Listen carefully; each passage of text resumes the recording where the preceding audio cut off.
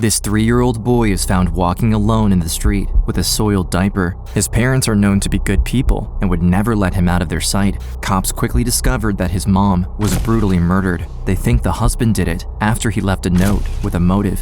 He's sentenced to life in prison. The problem is, the husband is innocent, and worse yet, the cops know about it and have been hiding it for 25 years. But no one could have imagined that the truth would finally come from the only person who saw the real killer. The 3-year-old boy who lost both his parents. He will come back to take down his mother's killer and to save his own father. I didn't do this. I'm sorry, what? I did not do this. North Austin, Texas, August 13th, 1986. Early that morning, a man finds a 3-year-old boy wandering alone outside the Morton residence at 911 4 Hazelhurst Drive. When the man walks the boy back inside, he calls out for his mother, Christine, but gets no answer. After searching through the house, the neighbor heads to the master bedroom and stumbles upon a horrific scene. When Sheriff Jim Boutwell from Williamson County is called to the location, he finds Christine's body hidden under a blanket, covered with a blue suitcase and a wicker basket. Upon removing the items, he sees Christine is no longer recognizable. She has been killed with a large, blunt object. After searching the rest of the house, he can see no signs of forced entry, no sign that anything has been stolen. It's determined that Christine was not sexually assaulted, which has investigators puzzled, until they find a note left on the dresser. It's written by Christine's husband, Michael. Later that day, Michael leaves work to go pick up his son at the daycare, but finds little Eric was never brought in. He calls home to ask his wife what happened. To his surprise, it's Sheriff Boutwell who answers the phone. He says nothing to Michael about what happened and asks him to come home at once. When Sheriff Boutwell told me that Chris was dead, I asked if it was murder. He said yes. I asked to see her. I wanted, not proof, but, I needed to see her. The sheriff refused. All the questions were adversarial, accusatory. It became clear to me that the sheriff showed up, looked around, and, okay, husband did this. September 25th, not long after Christine's funeral, Michael is at home with his son when the doorbell rings. He takes Eric in his arms and goes to answer. When he opens the door, it's Sheriff Jim Boutwell with several deputies. They're here to arrest Michael. I don't remember the exact words, but I said something along the lines of, "You've got to be kidding, what?" I turned off some stuff in the kitchen. I grabbed Eric and I told him that I wanted to call a friend to come get him. And he said that wouldn't be necessary. One of the deputies grabs 3-year-old Eric and pulls him out of his father's arms, while Sheriff Boutwell handcuffs Michael. All the while, Eric is screaming for his father with his arms outstretched as he's being taken away. Before we continue, something disturbing happens when you Google your name. You start to find site after site claiming to know quite a lot about you. These are data brokers. Their entire business model is collecting your personal info and selling it to anyone willing to pay. Data brokers can steal your address, phone number, email, and social media accounts, even your dating profiles. There are laws protecting us in the real world, but almost nothing stopping digital predators from buying detailed reports like this one. We spend our time searching through sketchy archival sites and digging deep into cases that put us at risk. Google is essential for our work, but it's harvesting our data. Going off-grid isn't an option when you're content creators, and it's not realistic for anyone who needs to function in the modern world. That's why we recommend Aura, today's video sponsor. Aura finds the data brokers exposing your info and automatically sends out opt-out requests to get it taken down. Data brokers legally have to remove your information if you request it, but they don't make it easy to do. And there are hundreds of them. Aura handles it for you. And if something does happen, you're covered with up to $5 million in identity theft insurance and 24/7 US-based fraud support to help you fix it fast. You can try Aura free for 14 days at aura.com/unseen and start getting your information removed from these sites today. And now, back to the case of Michael and Christine Morton.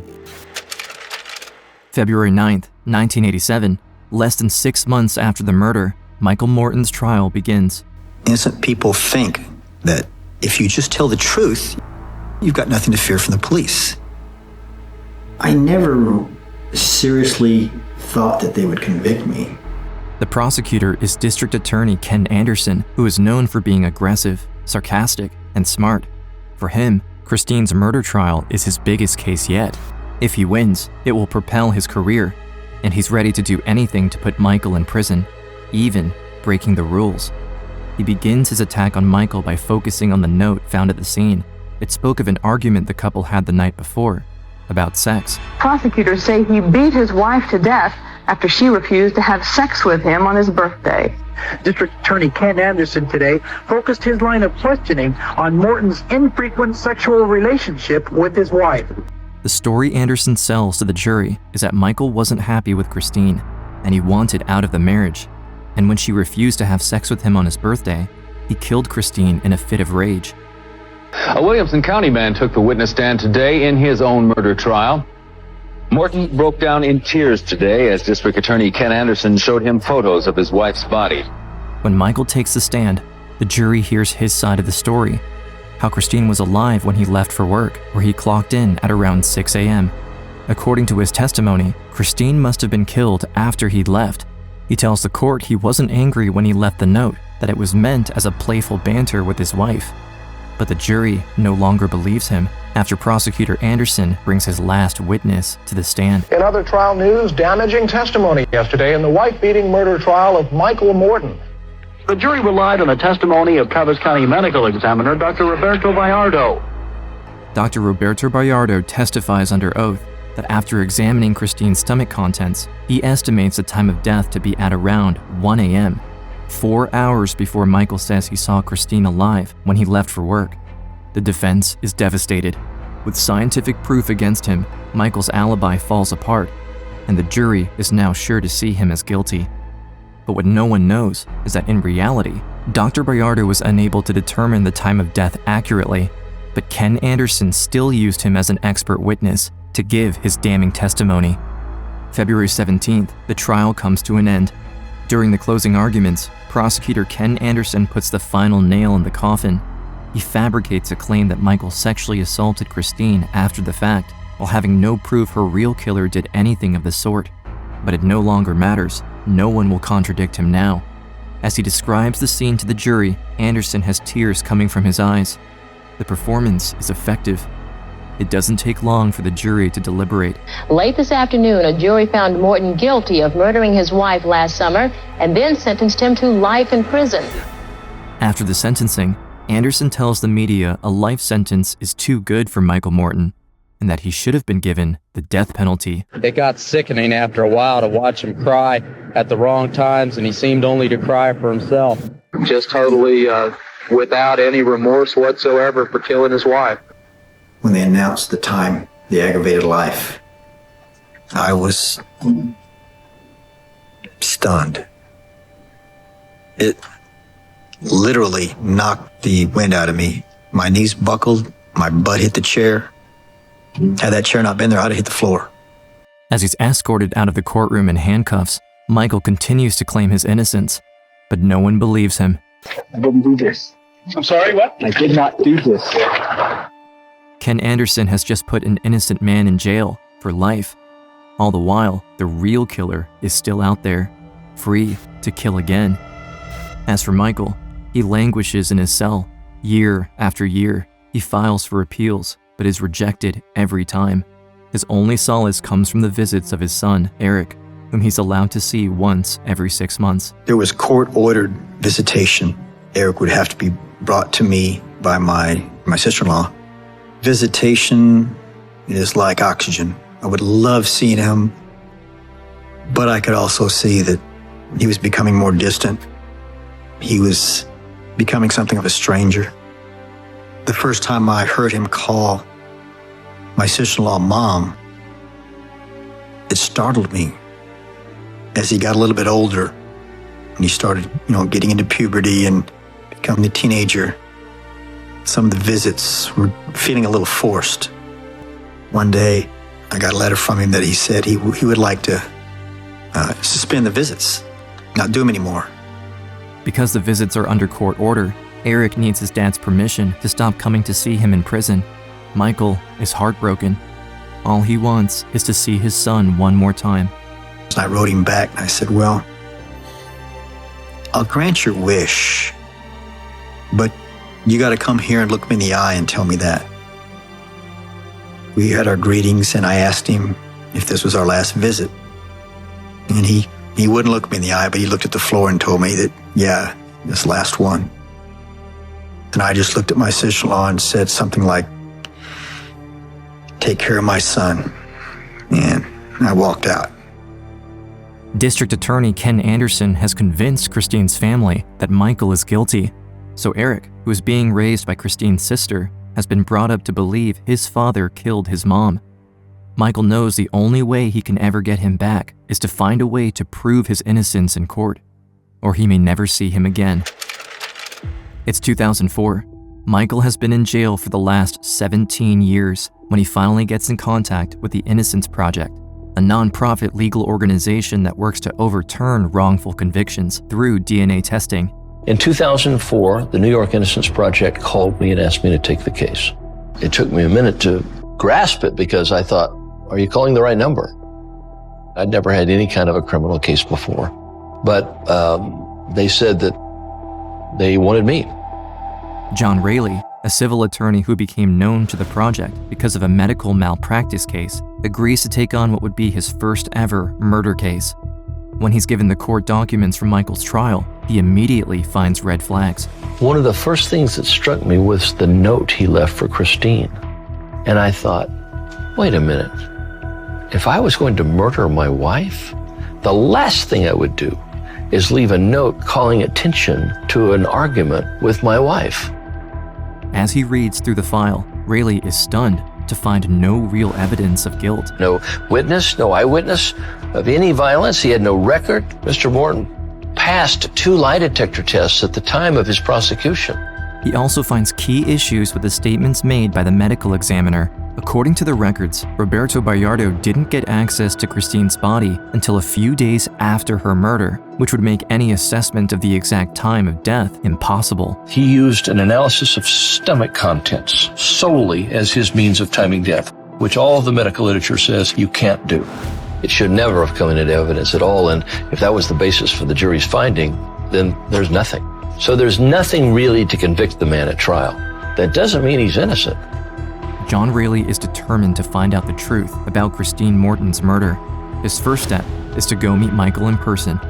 When he arrives at the Mark W. Michael unit in East Texas, he's taken to the family room where Michael is waiting for him. I ask him, what happened on August 12th and 13th, 1986? Take me through those 2 days in as much detail as you can.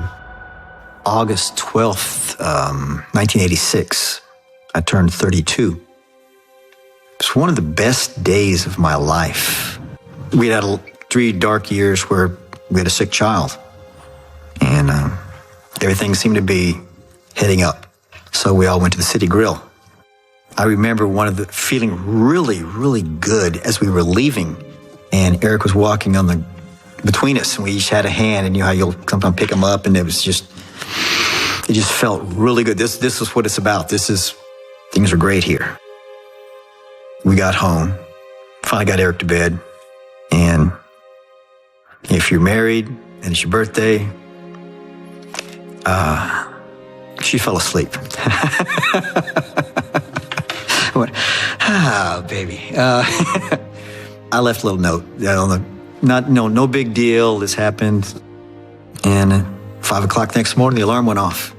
Showered, shaved, dressed, and it's the last time I saw her live. I didn't really have the opportunity to grieve for her. Everything changed so rapidly away from her to me. Chris had this amazing laugh. She would throw her head back and laugh, and you couldn't help but laugh with her. It was just so genuine. She was smart. She wasn't just sociable. She had a head on her shoulders. Everybody liked her. I was lucky that she went out with me. Don't claim to have psychic powers, but I cross-examine people for a living, and I can usually tell if people are fibbing. There was nothing about this man that did not speak from a place of integrity and honesty. They took his son out of his arms and handcuffed Michael, and Michael looks back and sees Eric reaching out and screaming, "Daddy, Daddy, Daddy." And this little boy that had just lost his mother now was losing his father. It affected me as a father because I thought about my children. I left amazingly moved by that, and I came home to my wife, Kelly, who I asked for advice on a lot of things. And I said, Kelly, my God, he's innocent. We have to get him out. And she looked at me in the eye and she said, then do it. John Raley doesn't waste any time and puts a team together.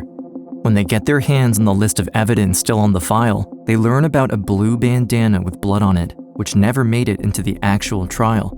According to the 1986 investigation of the murder, one of the deputies saw a dirty bandana near a construction site about 100 yards from the house. There was no DNA testing available back then, so it was put in a bag and it was stored and it was ignored. Naturally, we wanted to try to do DNA testing on the bandana. To prove Michael's innocence, Raley is hoping the bandana will contain Christine's DNA as well as her killer's. In order to do the analysis, his team needs to get their hands on the actual evidence. But when they show up at the sheriff's department, they are denied access. Now, why would they do that unless the bandana could be a problem for them? John files a motion which would force them to turn the evidence over. But by 2005, they still haven't heard back from the district attorney's office. So John decides to give him a call. John Bradley was the district attorney of Williamson County at the time we filed the motion for DNA testing. So I called up Mr. Bradley and I introduced myself. Well, I said, look, all we want to know is the truth. And nothing bad can come from seeking truth. Either Michael is where he's supposed to be, which is a good thing, or he's innocent, which means there may be a brutal murderer at large killing other people. Don't you want to find out? And he said doing the test would muddy the waters. He said doing the test would muddy the waters. And I had no idea what he meant by that. It just so happens John Bradley's mentor is none other than Ken Anderson, the prosecutor in Michael's case. Anderson has since been appointed district judge and has made some powerful friends in Williamson County, but now he's become one of the most influential figures himself. If the DNA testing proves Michael is innocent, it would look terrible for Anderson. But more importantly, there's something in the prosecutor files that Anderson doesn't want anyone to see. John Bradley understands this, and he rejects Raley's request. I was completely unprepared for the height and the depth of the power of the district attorney's office of Williamson County. There was a strong political machine against us. Michael's life hangs in the balance, but Ken Anderson didn't just take away his freedom, he also took away his son. When my son turned 18, I got a letter that he was going to legally change his name and that he was going to be adopted by my sister-in-law and her husband, that I was going to officially and legally lose him. With all the bad things that had happened, my wife's murder, my arrest and conviction, my life sentence, all the deaths in my family, the failed appeals, the DNA snafus, all of that didn't do me in. I thought I was pretty tough and I could take it. But when I lost him,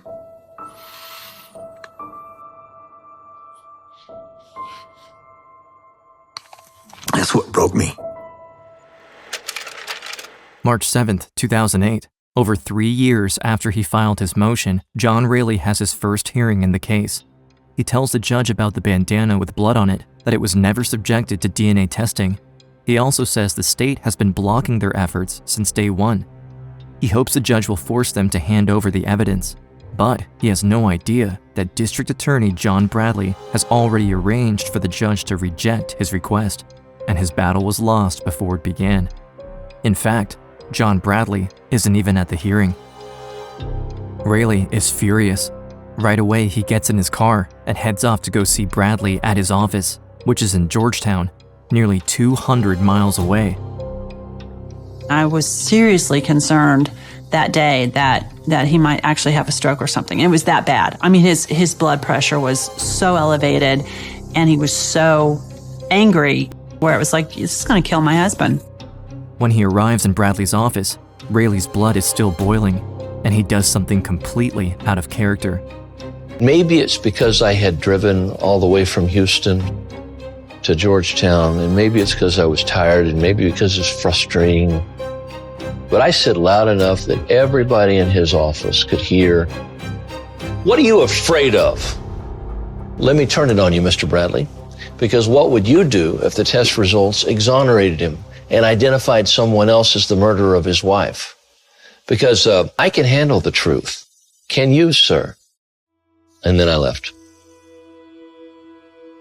I've never told anybody this, and I don't know that I should now. There was a time in the middle of this that we were struggling financially, and there was a real temptation to focus on work that would make money for the family and not spend so much time on this pro bono case where nothing good is happening. That was a temptation. A few days later, on a Saturday morning, John Raley gets a call he never expected. It's Michael, and he has news. And he said, "Well, I'm up for parole again." And I said, "That's great." He said, "There's just one catch." He says, "I have to confess that I'm guilty of murder." Michael has been in jail for 21 years. He has no idea where his son is. John Raley wouldn't be surprised if, after all this time, he decides to take the deal. But admitting his guilt would mean Michael would lose his son forever. I said, "What are you going to say, Michael?"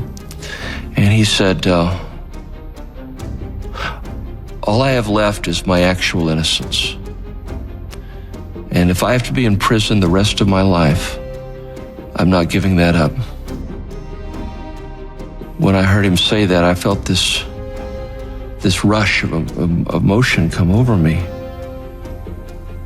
And I said, "Michael, I promise you I will never quit. As long as I'm breathing air, I'm trying to get you out of prison." The year is 2010. John Raley has been fighting to free Michael Morton for 6 years when they go in front of the Third Court of Appeals. I said this bloody bandana was the be-all and end-all about the case, and there was no legal basis to deny testing of the bloody bandana, none whatsoever. They asked the question that everybody seems to ask. What if the DNA testing comes out against your client? And I said, there's only one way to find out. While the court is deliberating, John Bradley takes to the media in an attempt to sabotage their efforts. Michael Morton was convicted of killing his wife and sentenced to life in prison. His attorneys say the case now boils down to testing a bloody bandana found behind the home where Christine Morton was beaten to death. If that critical piece of evidence contains blood from the crime scene, it could show someone else did it. But Williamson County DA John Bradley says that's a pipe dream. If I got a promise from Michael Morton that he would accept criminal responsibility for killing his wife, should the bandana exclude any other mystery killer, you know what, I would consider doing that. And I said, Judge, we're paying for this. All we want to know is the truth. The state has fought us every step of the way. We have fought too hard, and we've come too far to get to this moment and have it taken away. Finally, after fighting for 6 years, the Court of Appeals ruled that we could do DNA testing on the bloody bandana. It will take months before they get the results back from the test. During that time, John Raley's office sends a Freedom of Information Act request to gain access to Ken Anderson's files on the trial. They want to know, what else could John Bradley and Ken Anderson want to hide? But the truth is far more disturbing than Raley ever expected. When I was able to finally get my hands on the file, I saw that the evidence of Michael's innocence was in the district attorney's file and had been concealed. The investigation done in 1986 showed Michael should never have been the prime suspect. There was a footprint in the mud behind the home that no one had ever done a plaster cast of. There were strange fingerprints on the sliding glass door, but no one had ever run those prints. There was a sighting of a strange man in a large van in the days before the murder in the same area where the blue bandana was found, and the man was seen walking into the woods behind Christine and Michael's house. Another piece of evidence that was concealed, and this is crucial and absolutely heartbreaking. Eric talked to his maternal grandmother, Christine's mother, on the day of Christine's funeral. Rita, Christine's mother, wrote verbatim what Eric told her. This was their conversation. "Mommy's crying. She stop it. Go away." "Why is she crying?" "'Cause the monster's here." "What's he doing?" "He hit Mommy." "Is Mommy still crying?" "No, Mommy stop. The monster threw a blue suitcase on the bed. He's mad." "Did the monster hurt Mommy?" "Yes. Mommy go to the hospital." "Was he big?" "Yeah." "Where did he leave?" "The door." "Which door, Eric?" "Front door." Then, Eric's grandmother asked him the most crucial question. "Where was Daddy, Eric? Was Daddy there?" "No, Mommy and Eric was there." This information was concealed for 25 years. It was withheld from the defense, from the court, and from the jury. Ken Anderson knew that Michael was innocent, but he still sent him to prison for life and let the monster who killed his wife go free to kill again. Christine's mother, Rita, was later told by detectives that the man 3-year-old Eric called the monster was probably his dad. He just didn't recognize him. As for Eric, he was so young when he witnessed his mother's murder that he no longer remembered. June 2011. Michael has been in jail for 25 years. It's been months since the evidence has been sent in for DNA testing, and still no news. There's a chance the bandana is a dead end, and they don't find what they're looking for. Still, Michael hopes. Until one day, he's called to the family room where John Raley is waiting for him, with a smile on his face. The DNA testing showed that the bandana with blood on it did contain Christine's DNA, along with the DNA of a man that was not Michael. Then, the team ran the DNA results through the database to see if it matched one of the millions of profiles already in the system. And they got a direct hit on a man with a known record of felonies in 3 states, including breaking and entering residences and assault with intent to murder. And his name is Mark Allen Norwood. Norwood had escaped detection for the last 25 years, and Raley was convinced Christine was not his only victim. While searching through cold cases in Travis County, his team stumbled upon a victim whose murder looked a lot like Christine Morton's. The woman's name was Deborah Jan Baker, and she was killed a couple years after Christine, exactly the same way. They both had been killed by a large, blunt tool. Both had household objects piled over their bodies. Neither had been sexually assaulted. What's worse, both women lived within 10 miles of each other, and yet investigators had never connected the 2 crimes. After looking up Norwood's address at the time of both murders, Raley found out that his house was only 1 street corner away from Deborah's house. To confirm their theory, Raley's team got access to the evidence in the Baker case, and after running DNA tests on a few hairs found at the crime scene, they were able to definitively identify Deborah Baker's killer as Mark Allen Norwood. I remember saying, "Oh wow, this is it. An innocent man in prison, a murderer out there." Mark, Dave Fugit. Hey. I'm the lead investigator on the Deborah Baker case. Yeah. You know, Mark, it's been 23 years ago that I know. was killed. With the advances in technology, you know, it was inevitable. You know it as well as I do that we were going to come to this crossroad.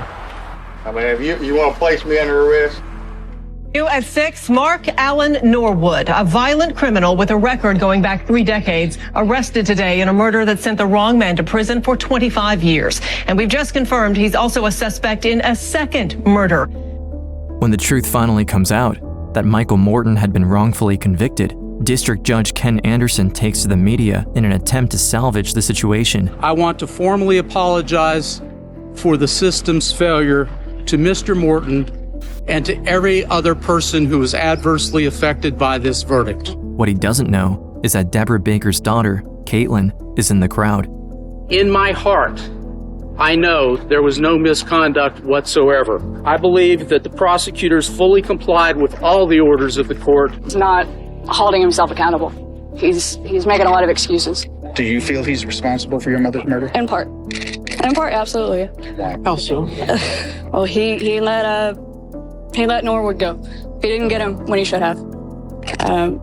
And my mother could be alive right now if he had. Ken Anderson not only put an innocent man in jail for 25 years, but he also allowed the real killer to take Deborah Baker's life. After Mark Allen Norwood is arrested and evidence of Michael's innocence has come to light, Anderson becomes the subject of a special criminal inquiry for deliberately hiding evidence from the court. And after a long battle led by Michael's attorneys, John Raley and the Innocence Project, Ken Anderson is disbarred, disrobed, and for the crime of misconduct resulting in wrongful conviction, will become the first prosecutor to ever be sent to jail.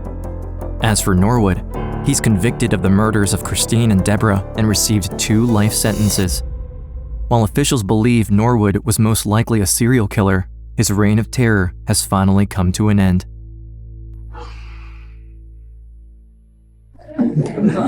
It was somewhat chaotic. There was a procession, cameras were everywhere, people, I didn't know which way we were going. Fortunately, the sun was beaming down right there, and it was this beautiful kind of fall day. The sun felt so good on my face that I kind of tilted my head back like getting a suntan or something, trying to just drink it in. After Michael's release, John Raley arranged a special dinner for him at his house, a dinner to which he also invited Michael's son, Eric. I noticed that our shoes were disturbingly similar. We both had on new blue jeans. The way we held our heads, our gaits as we walked were eerily similar. And the jeans are there. We shook hands immediately, but that morphed into a hug. It was like this melding. We just came back, just as natural as that. And I couldn't have planned it any better. And Michael said, son. And Eric said, Dad. And I think just for a second, I got a glimpse of what heaven must be like. John Raley, very few people can look to somebody and say, excuse me, that you owe your life to them. I can say that about John. I can point to him and say, there's the guy. That's the guy who got me out. And he didn't know me from the man in the moon.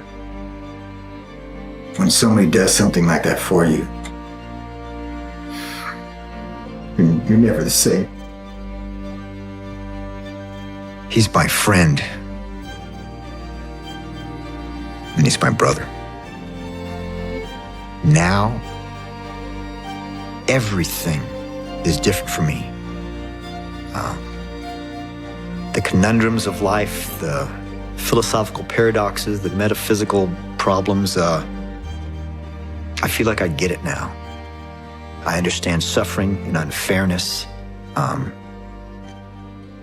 can't think of anything better to receive than that. I'm good with this. This world, what's happened to me, where I'm going, what I'm doing. No matter what sort of travail you go through, that experience is what makes you who you are. I wouldn't be where I am now if I hadn't been broken. Life is good now.